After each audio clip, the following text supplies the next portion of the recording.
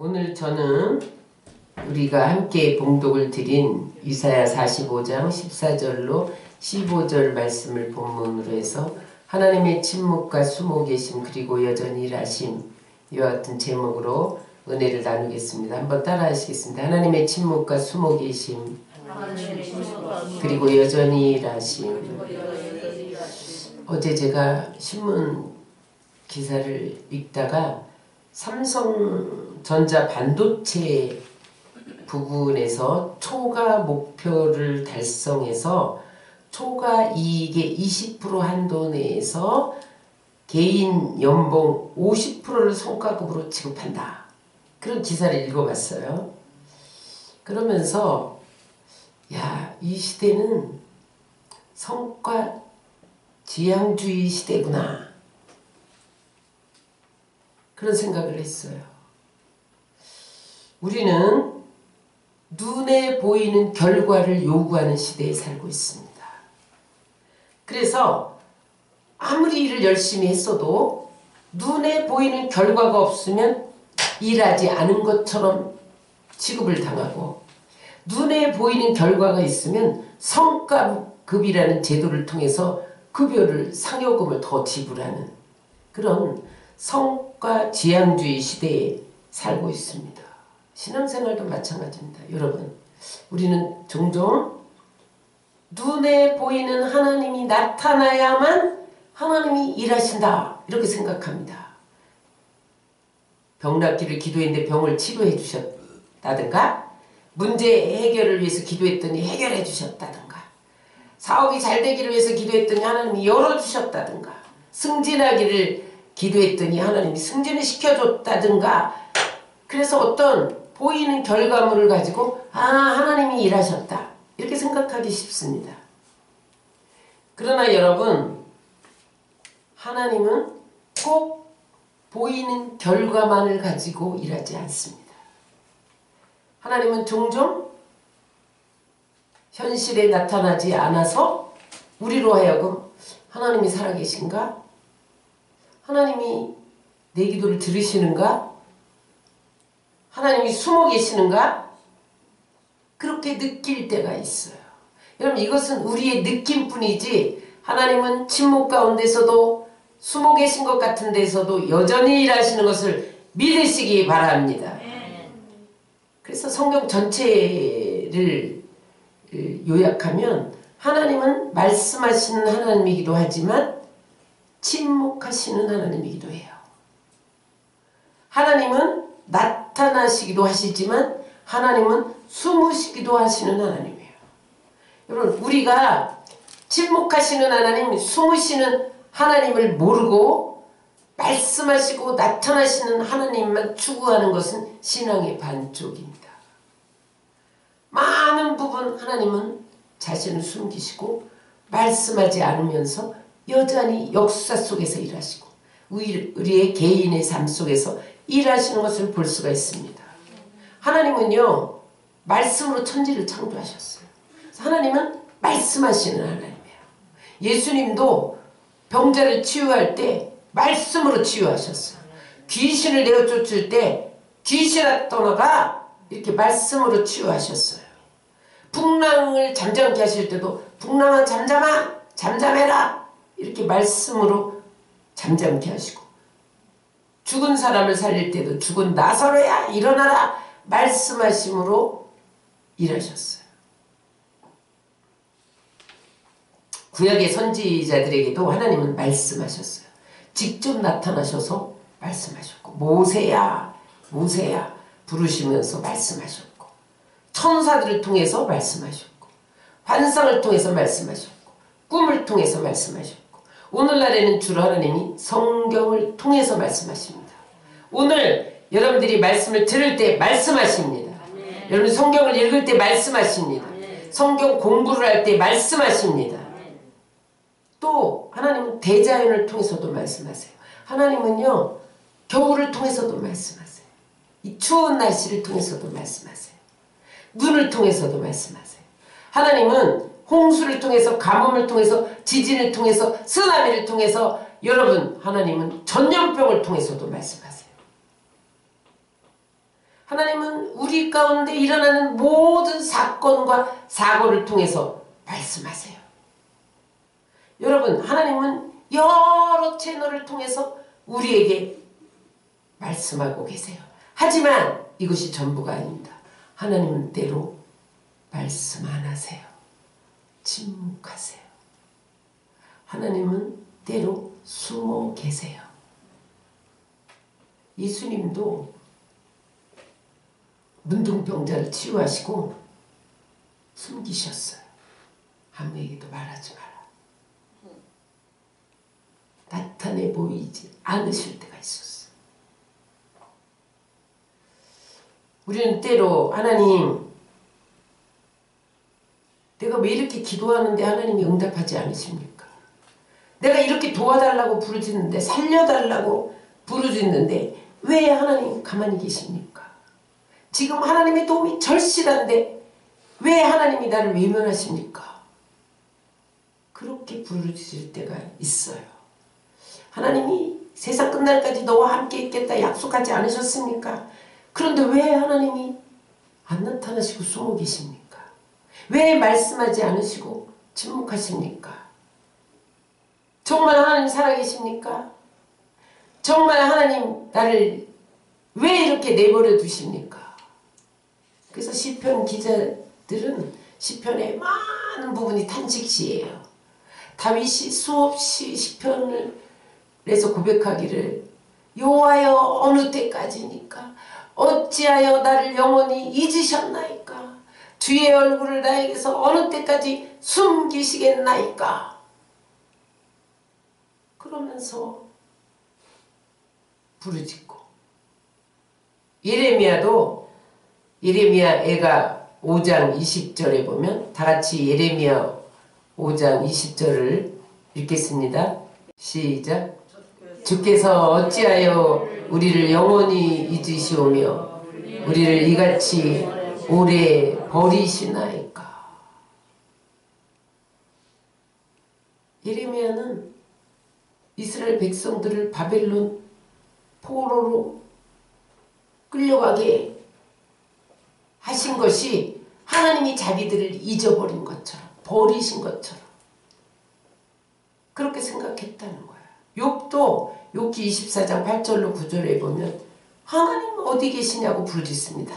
시작. 그러나 내가 앞으로 가도 그분이 계시지 않고 뒤로 가도 그분을 찾을 수 없구나. 그분이 왼쪽에서 일하고 계실 때도 그분을 뵙지 못하고 그분이 오른쪽으로 돌이키시니 도무지 만나 뵐 수 없구나. 하나님이 안 보인다는 거야. 계시지 않는다는, 숨어 계신다는 거야. 오늘 본문은 이사야 선지자가 이스라엘 백성들이 우상 숭배를 하고 불의를 행하고 도덕적으로 타락한 모습을 보면서 너들 회개 안 하면 바벨론 포로로 끌려간다. 그것을 예언했어요. 그때에 많은 사람들이 회개하지 않았지만 하나님의 신실한 선지자들과 주의 종들, 하나님의 사람들이 기도했어요. 하나님 안 됩니다. 이 백성들이 회개하게 해주시고 바벨론 포로는 안 됩니다. 어찌 선민이 이방 민족에게 끌려가는 것이 어찌 하나님께 수치를 돌리는 것이 되지 않겠습니까? 안 됩니다. 맞고서서 기도했는데 하나님이 그 기도를 외면하시고 바벨론 포로로 끌려가게 내버려 두셨단 말이에요.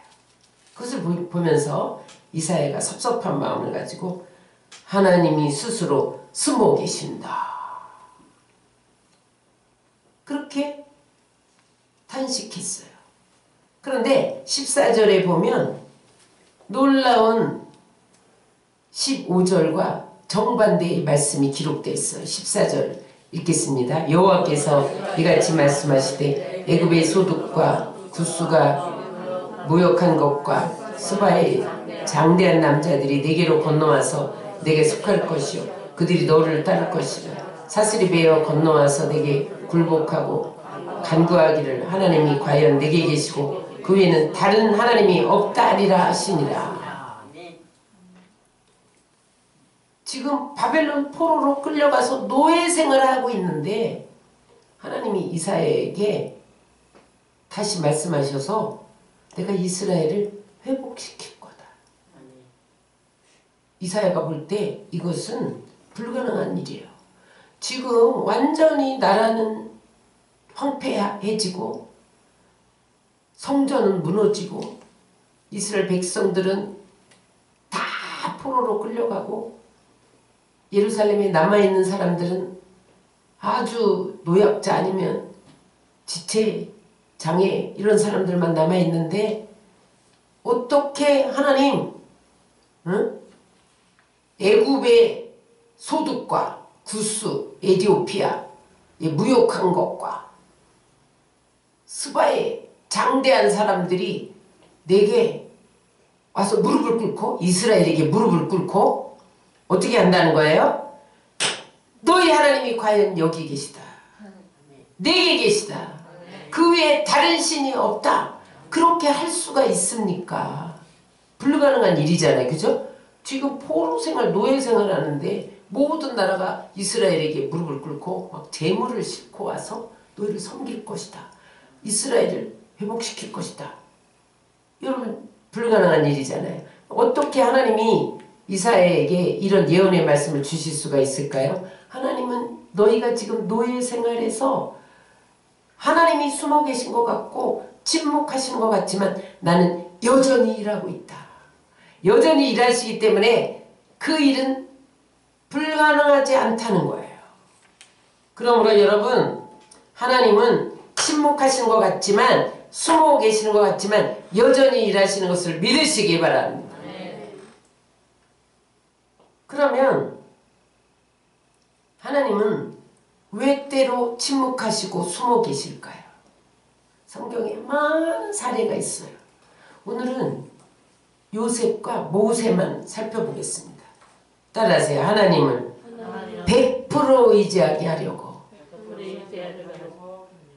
때를 기다리게 하신다.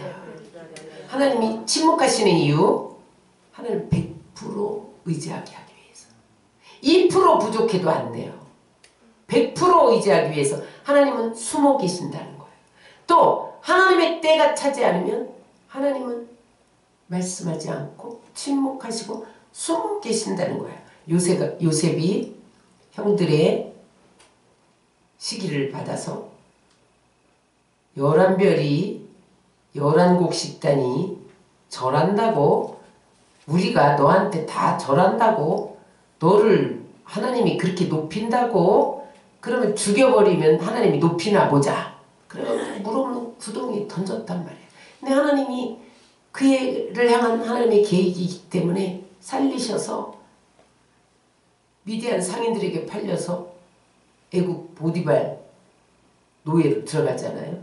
거기서도 하나님이 함께 하시니까 형통했어요. 그런데 거기서 신실하게 하나님만 바라보고 가정총무의 일을 잘 감당했는데 포디발 아내의 유혹을 뿌리치다가 감옥에 가잖아요. 감옥에서 또 시중을 잘 들었어요. 근데 하나님이 감옥도 형통하게 하셨어요.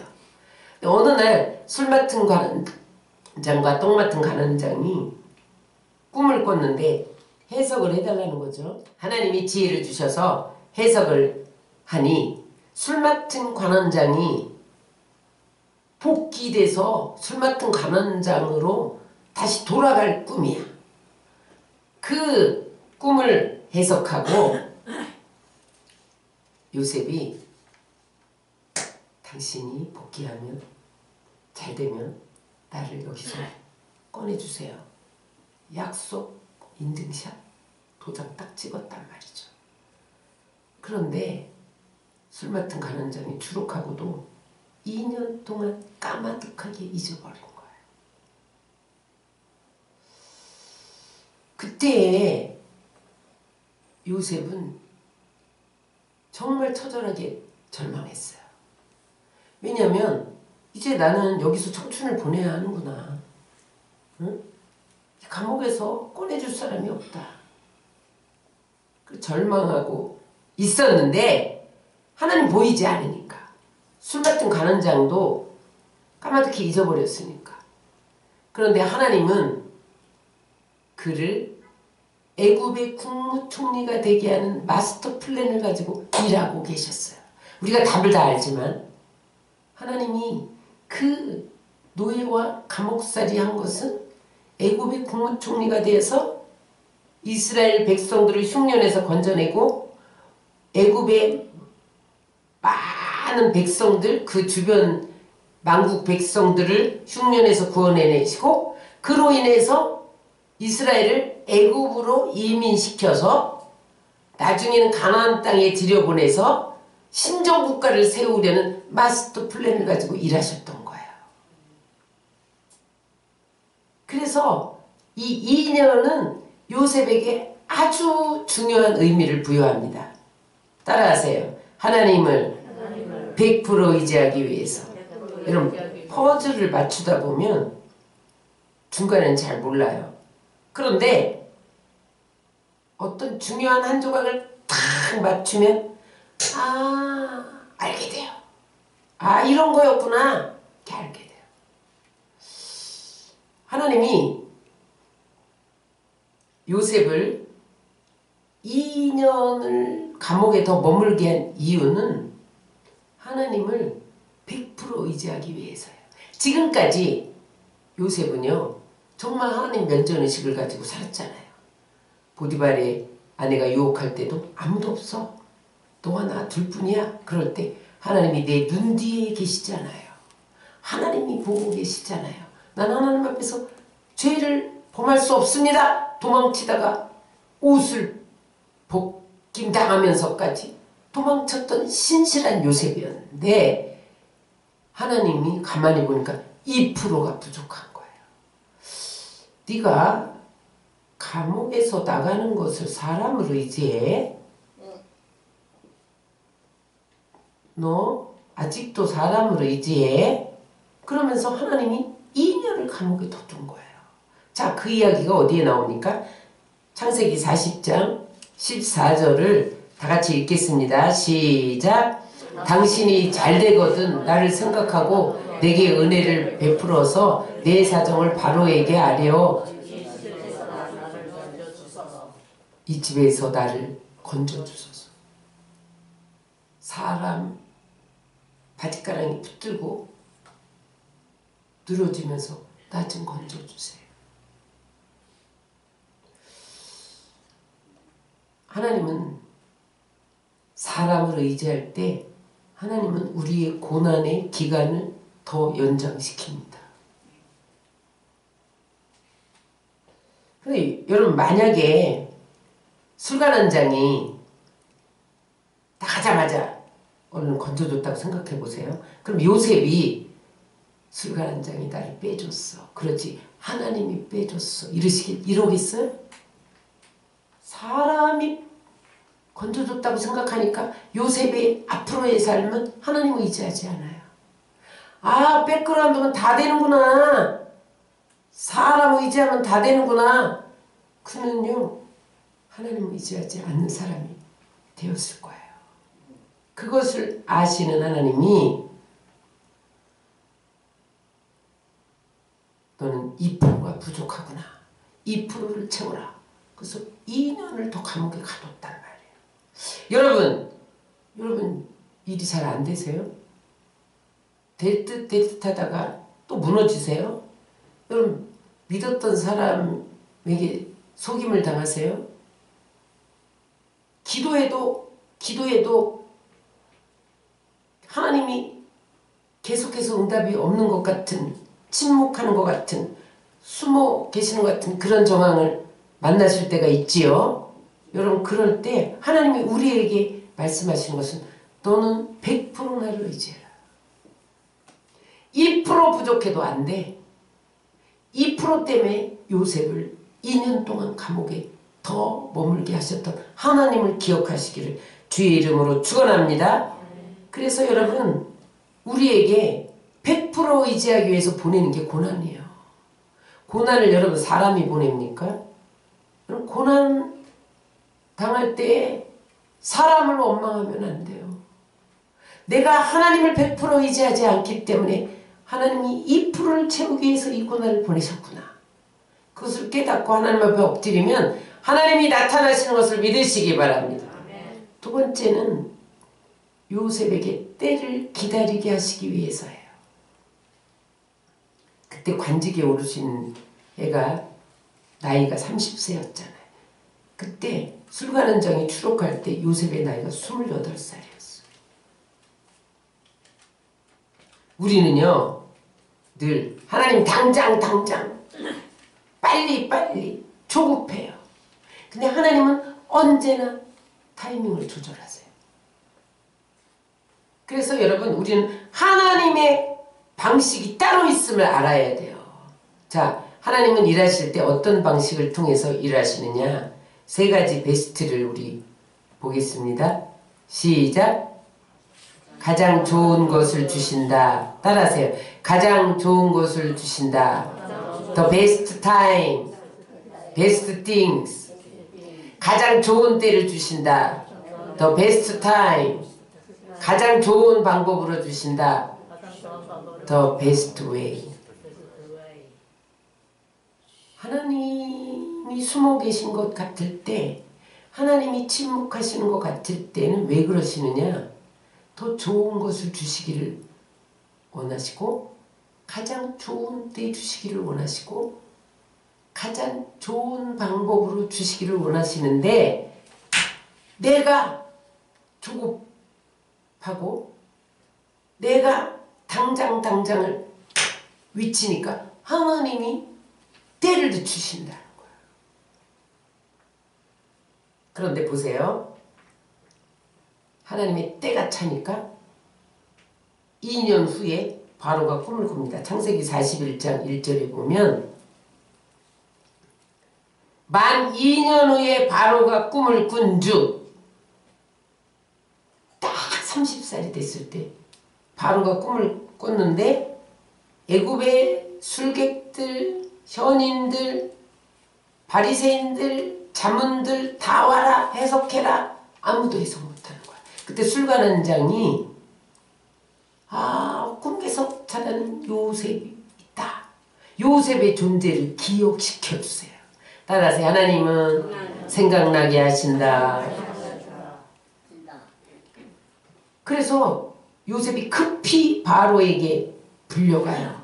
그래서 7년 흉년 때, 7년 풍년 때, 7년 흉년이 올 때는 곡식을 저장하고, 풍년이 올 때는 곡식을 저장하고, 흉년이 올 때는 풀어야 됩니다. 해결 방안까지 딱 제시를 하는 거야. 그랬더니 그때 애굽의 모든 자문관들, 바로의 부하들이 만장일치로 요셉을 국무총리로 초대합니다. 그 아주 절정의 말씀이 41장 41절부터 43절입니다. 다 같이 읽겠습니다.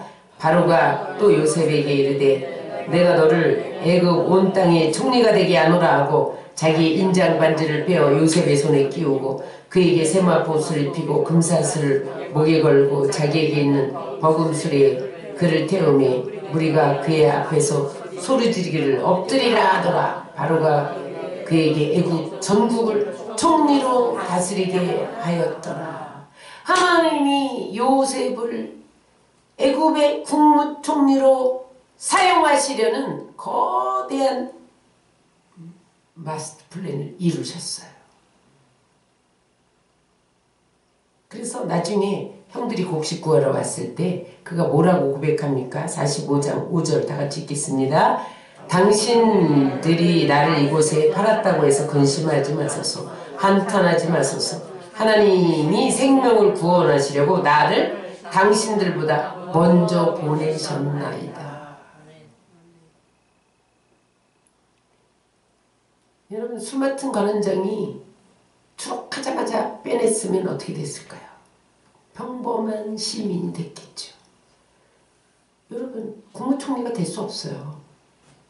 무슨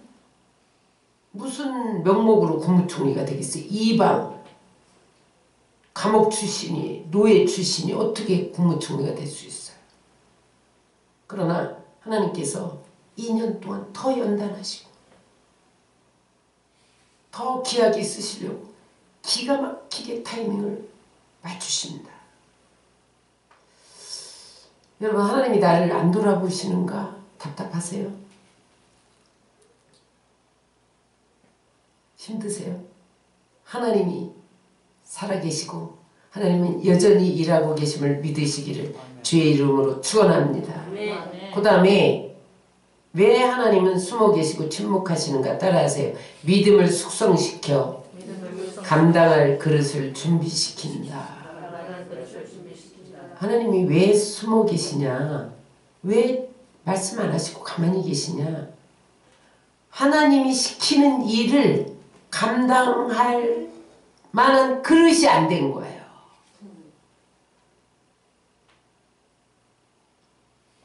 그런데 우리는 하나님 보여주세요. 보여주세요. 때를 쓰잖아요.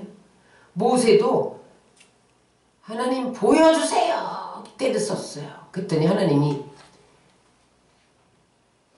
내가 나를 다 보여준 넌 죽어.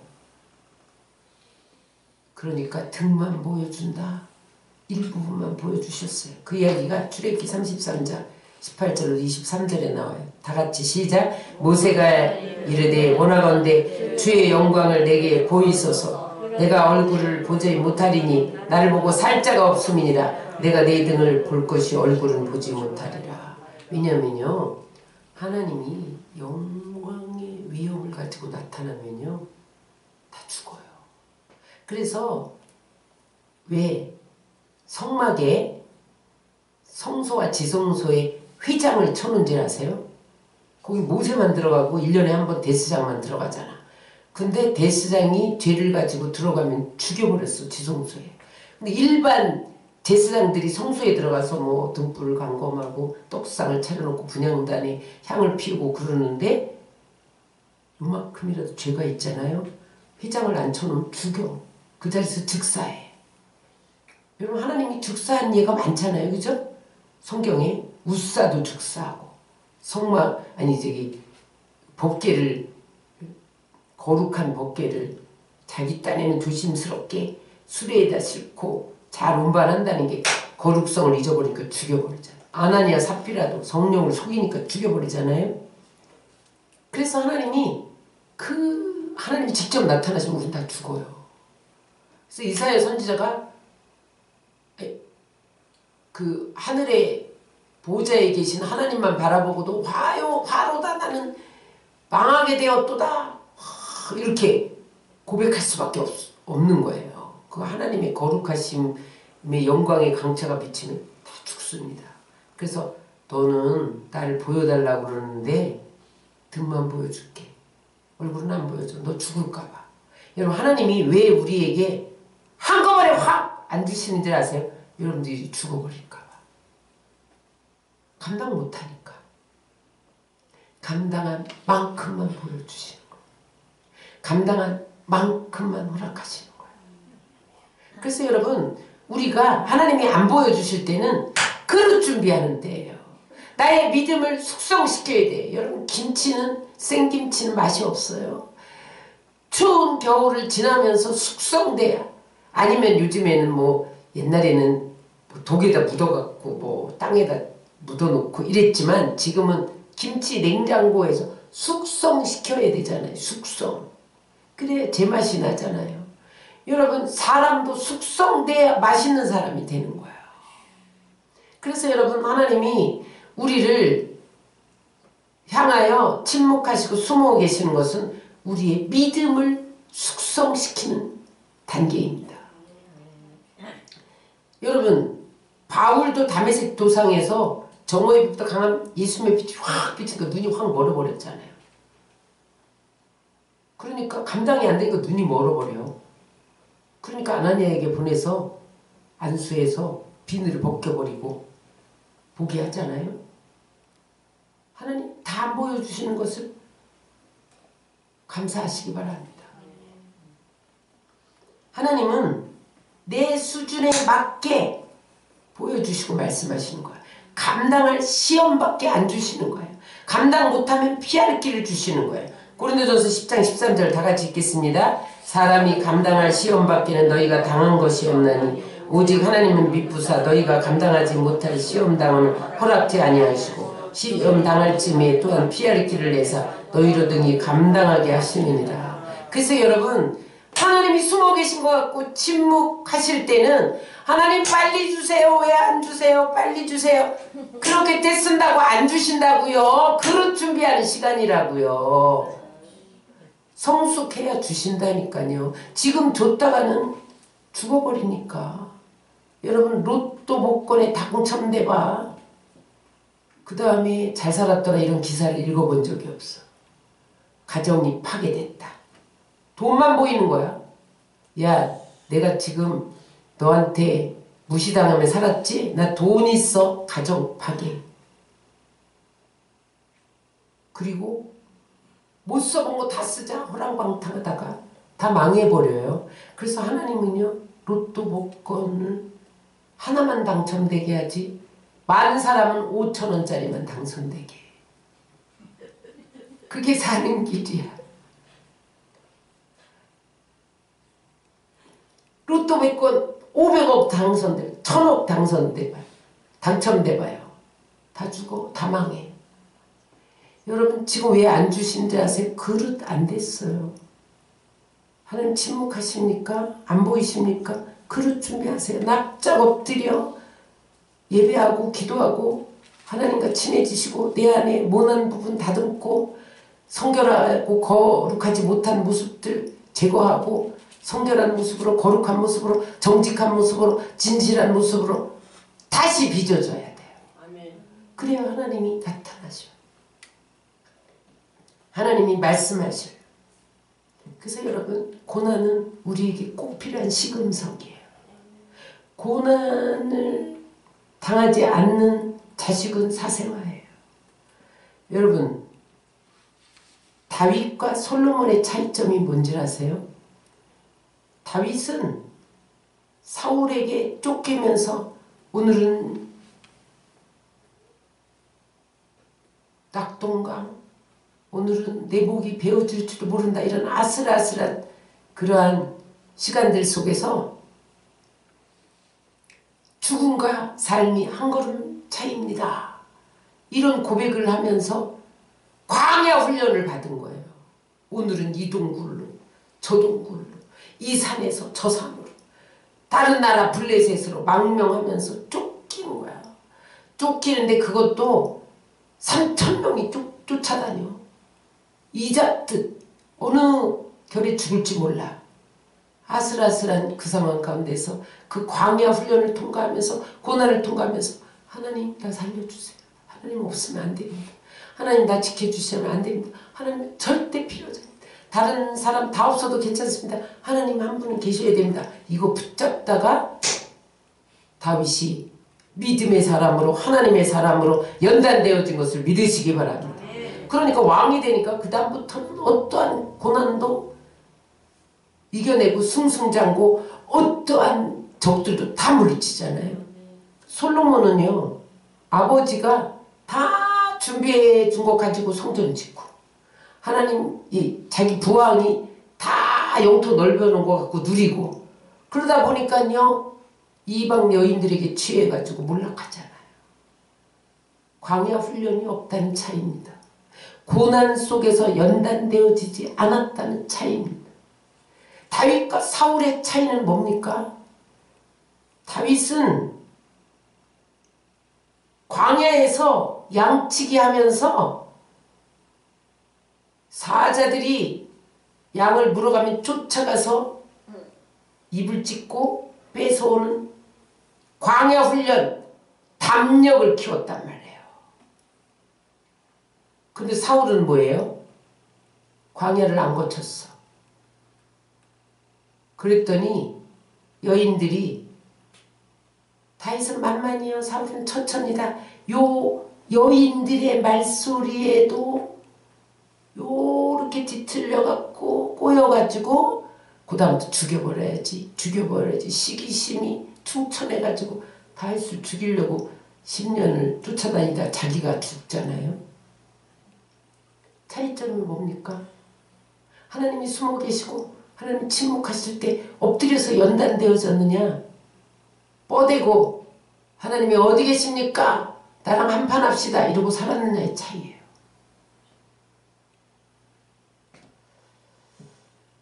여러분, 하나님이 숨어 계실 때, 하나님 침묵하실 때 믿음의 근육을 키워야 할 때예요. 여러분, 오래 병상에 누운 사람들이 나중에는 그 병으로 죽는 게 아니에요. 근육이 없어져서 죽어요. 근육이 다 빠진, 안 움직이니까. 병상에 이렇게 누워있으니까. 중풍으로 죽는 게 아니에요. 중풍으로 못 움직이니까 근육이 빠져서 죽는 거예요. 믿음의 근육이 빠져나가면 여러분 우리는 아무 쓸모가 없어요. 그래서 하나님이 숨어 계시면서 침묵하시면서 믿음의 근육을 키우시는 거예요.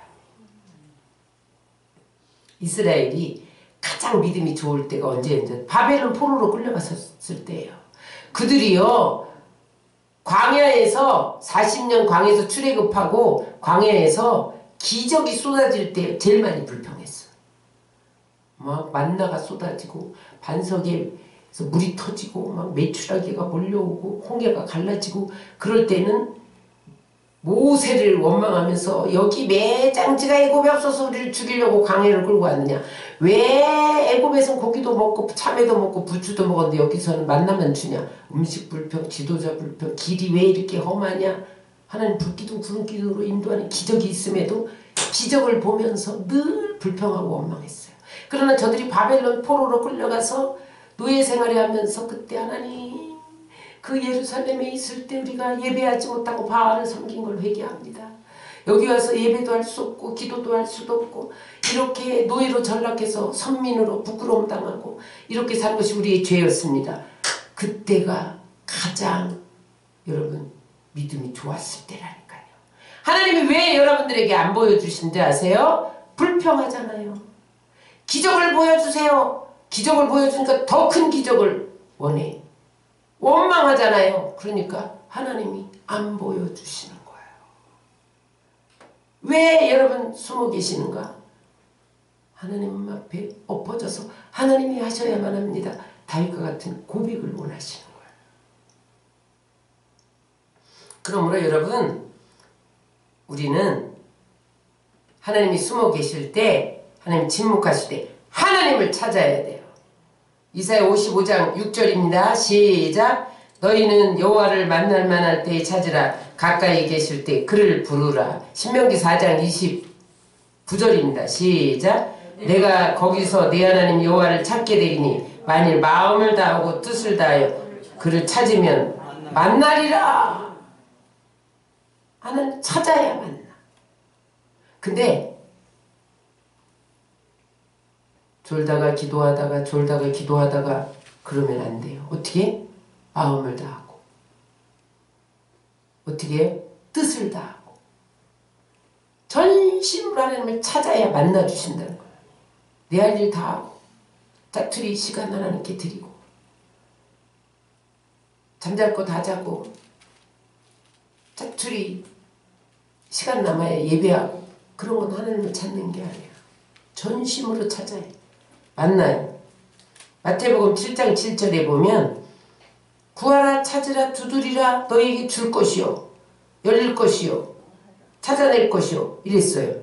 왜 하나님이 구하고 자꾸 두드리라 해? 숨어 계시기 위해서 찾으라는 게 아니라 만나주시기 위해서 찾으라는 거예요.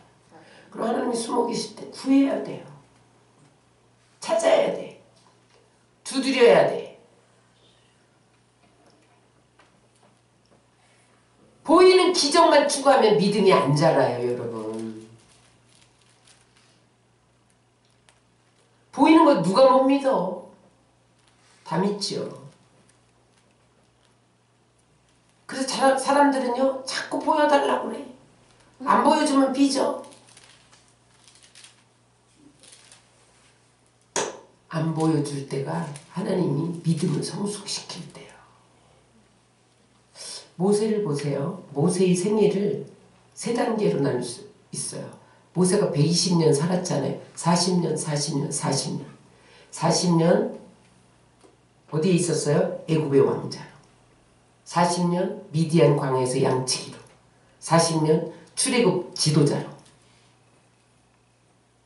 세 단계로 나누는데 하나님이 40년 출애굽 지도자로 쓰시기 위해서 80년을 훈련시켰어요. 왕궁에서 40년, 미디안 광야에서 40년. 그가 애굽의 왕자에서 도망쳐 나오면서 그는 아마 수없이 외쳤을까요? 하나님, 내가 왕자로 모든 거 다 할 수 있을 때 왜 나를 사용하지 않습니까? 이스라엘을 해방시키는데 왜 나를 사용하지 않습니까? 내가 애굽의 왕자인데 왜 나를 양치기로 보내셨습니까? 그렇게 수없이 질문했을 거예요. 근데 그때는 하나님이 아무 말도 안 하셨어. 계속 침묵만 하셨어. 내가 이렇게 다 할 수 있는데 왜 나를 안 사용하세요? 내가 왕자로 뭘 못합니까? 내 백그라운드가 왕이잖아요. 그럴 때 하나님은 침묵하셨어.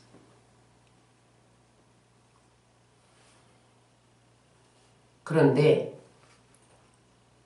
하나님은 숨어 계셨지만 여전히 일하고 계셨어요. 모세가 그 자기 우월감, 혈기, 모난 부분 이런 게 다 다듬어지고 나는 아무것도 아니다. 그래서 1단계에 애굽의 왕자 있을 때 나는 뭐든지 할 수 있는 사람, 그런 것이 1단계였어요. 2단계 광야에서 나는 아무것도 아니다. 양치기로 전락해보니 아무것도 아니네. 그 다음에 출애굽 지도자로 부름받았을 때 그가 고백한 것은 따라하세요. 모든 것이 하나님의 것입니다.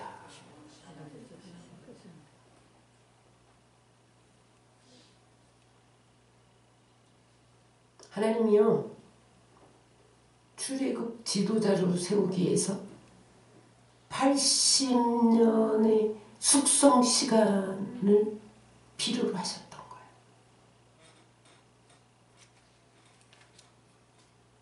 숙성이 잘 되기 위해서는 기다려야 돼요. 김치가 겨울을 땅속에서 기다리듯이. 숙성되면 좋은 맛이 나는 거예요. 그래서 침묵이 여러분 가장 현명한 대답입니다. 왜 하나님이 아무것도 안 보여주시고 나타나서 말씀도 안 하시고 가만히 계시지? 그게 해답이에요.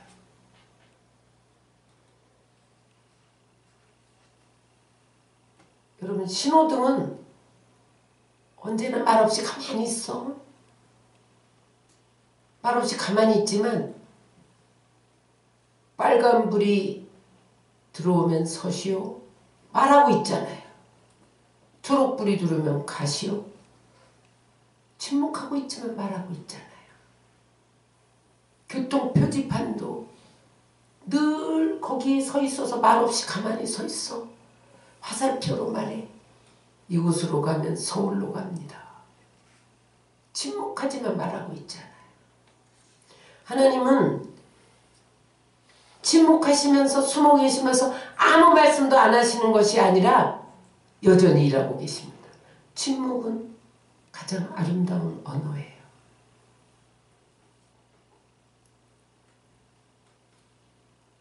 모세를 왜 80년 동안 40년 쓰시기 위해서 80년을 숙성시키셨습니까? 나와 같은 사람 만들려고 하나님이 이루셨어요. 여러분 아셨어요? 사도행전 7장 37절 시작. 37절 시작. 이스라엘 자손에 대하여 하나님이 너희 형제 가운데서 나와 같은 선지자를 세우리라 하던 자가 곧 이 모세입니다. 하나님이 이스라엘 백성들한테 나와 같은 선지자를 세울 거야 이렇게 미리 공포했는데 그 사람이 모세예요. 근데 그 시기가 언제냐? 40년이 참해. 광야 40년이 참해. 7장 30절에 보세요. 40년이 참해. 천사가 시내산 광야 가시떨기 불꽃관 데서 그에게 보이거늘. 하나님이 40년 숙성기간이 차니까 그때 불꽃 가운데서 나타나셔서 보여주셨단 말이에요.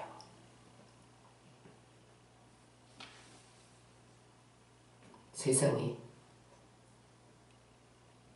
피조물이잖아요, 모세는. 그런데 나와 같대. 하나님 같대. 그래서 모세는 하나님과 대면하여 보던 자잖아요. 아무도 못 봐. 맨 처음에 보여달랄 때 등만 보여주셨어. 나중에 80년 숙성시킨 다음에 하나님이 대면해서 봤어. 맨날 얼굴을.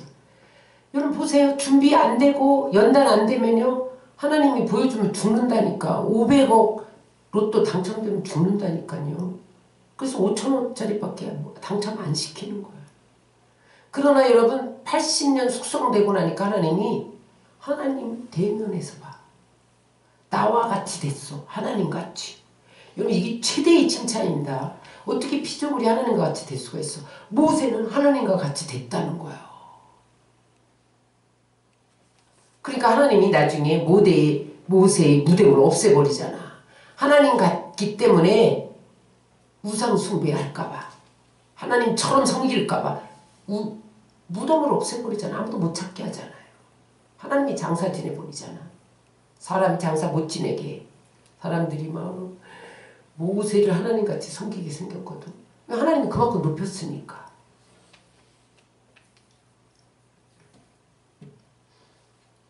여러분, 그런데 우리에게 가장 힘든 시간이 침묵의 시간이에요. 그러나 여러분, 하나님이 침묵하시고 숨어 계신 것은 우리를 포기했다는 뜻이 아닙니다. 나는 너에게 관심이 없어? 그런 뜻이 아닙니다. 침묵과 숨어 계시면 하나님이 눈물을 흘리고 계신 시간입니다.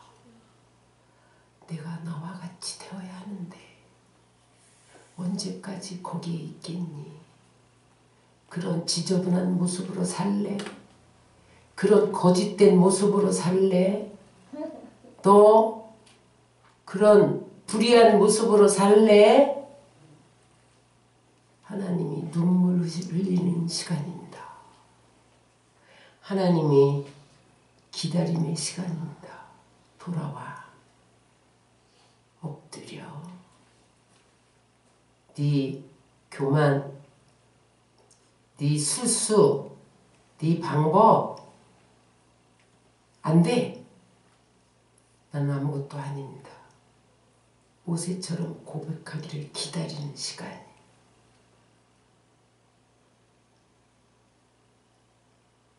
엘리야가 바알 선지자들을 처리하고 이세벨이 네가 내 바알 선지자를 다 죽였어. 너도 그 사람들 죽여버려.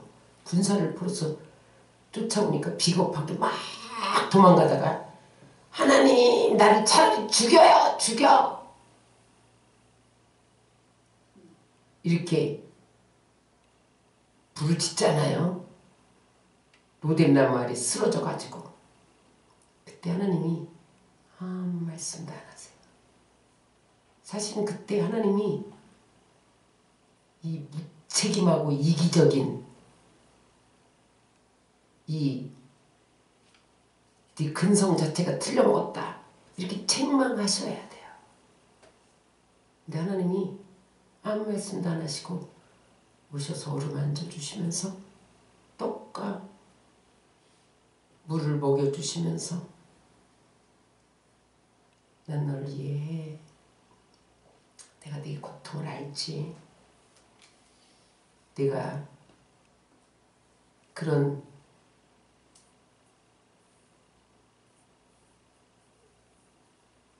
이기적이고 무책임한 그런 행동을 했어도 난 너를 변함없이 사랑해. 그것이 침묵이었어요. 침묵하지만 그 침묵 속에 그렇게 말씀하고 계셨어요. 예수님도 이 침묵을 경험하셨죠. 겟세마네 동산에서 땀방울이 핏방이 우리 되도록 기도하셔도 하나님은 아무 말씀도 안 하시는 거예요. 이 잔을 내게서 옮겨주옵소서. 애원해도 하나님은 아무 말씀도 안 하시는 거예요. 엘리 엘리 라마 사박타니 나의 하나님이여 나의 하나님이여 어찌하여 나를 버리시나이까. 그때에도 침묵하셨어요. 하나님이 침묵하셨기에 우리가 구원받았어요. 예수님은 12영을 명령해서 십자가에서 내려올 수 있었어요. 그러나 침묵하셨어요. 왜? 그 침묵 속에 하나님의 메시지를 들었기 때문에 내가 십자가를 져야 내 백성이 구원받는다.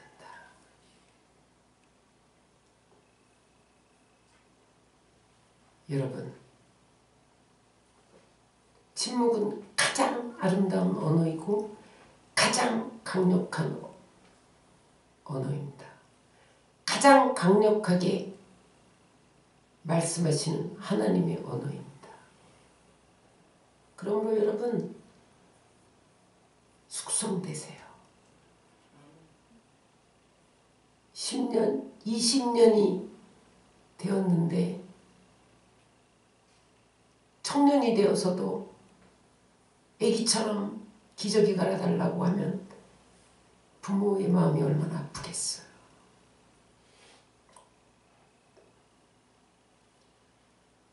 침묵 속에서 하나님이 메말라 은혜가 메말라 침묵하시는 게 아니에요. 상상 못할 은혜를 주시기 위해서 하나님 침묵 속에서 말씀하고 있는 거예요.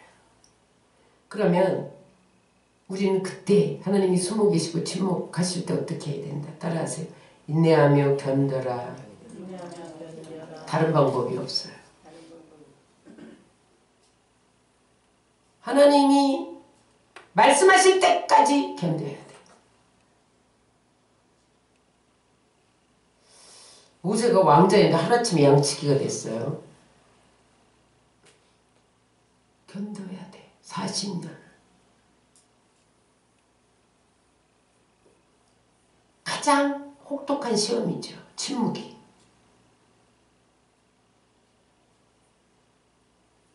그런데 그 속에서 하나님이 여전히 일하셨다는 거예요. 그래서 여러분, 하나님의 음성이 들리지 않고 내 안에 막막함이 있을 때 주님을 붙잡아야 돼요.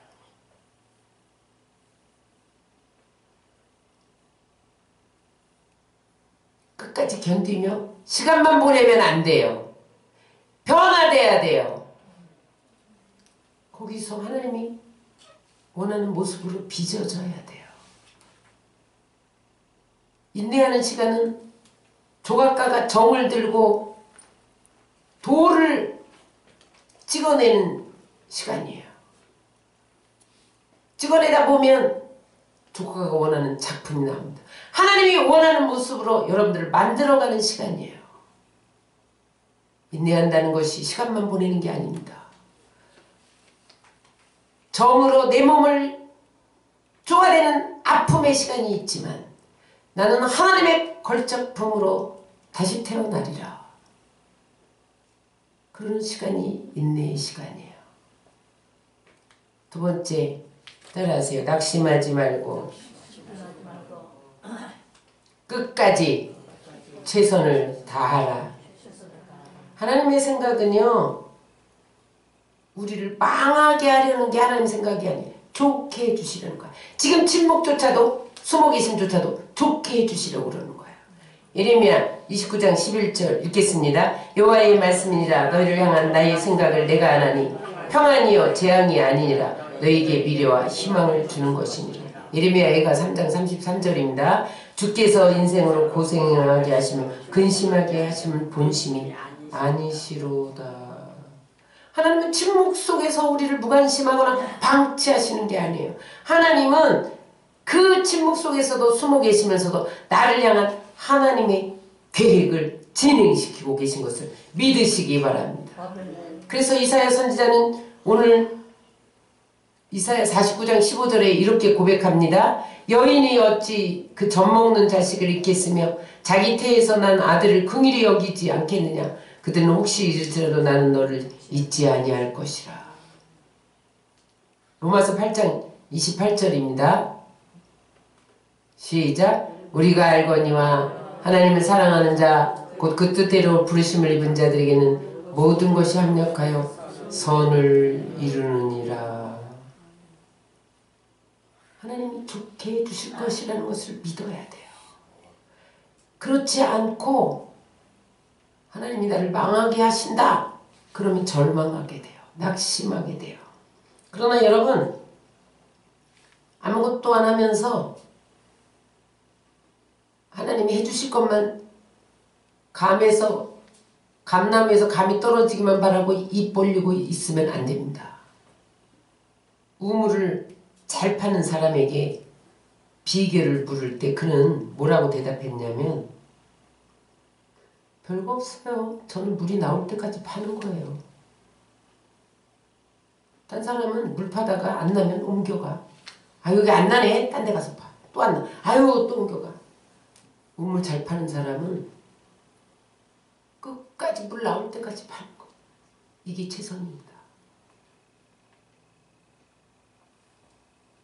시편 126편 5절 6절 시작. 눈물을 흘리며 씨를 뿌리는 자는 기쁨으로 거두리로다. 울며 씨를 뿌리러 나가는 자는 반드시 기쁨으로 그 곡식단을 가지고 돌아오리로다. 바울은 이렇게 증거합니다.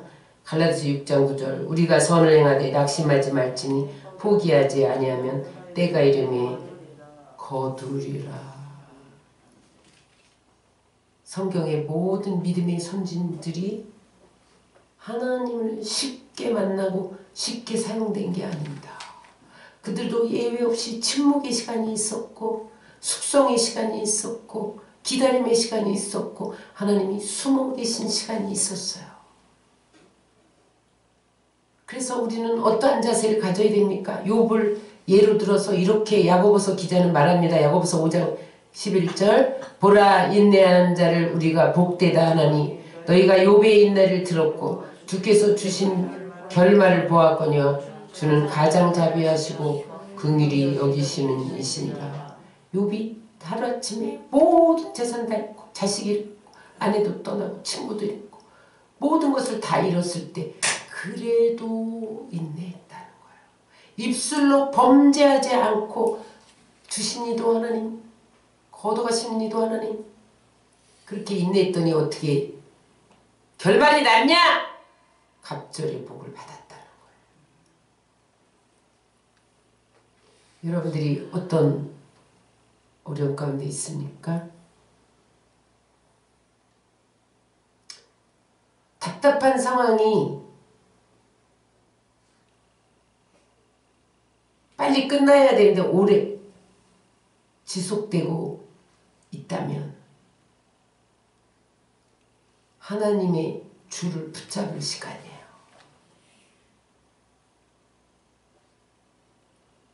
세상 모든 줄이 끊어져도 하나님의 줄만 붙잡으면 충분합니다. 왜냐하면 하나님이 일하시기 때문에.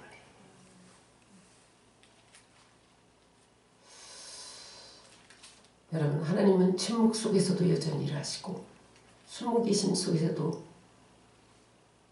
여전히 일하세요. 그 가운데 하나님 한 분을 붙잡고 끝까지 최선을 다하고 인내하는 거예요. 그럴 때 요셉의 그 침묵의 시간, 숨어 계신 시간 속에 하나님의 마스터 플랜을 이루어가는 일하심이 있었던 것처럼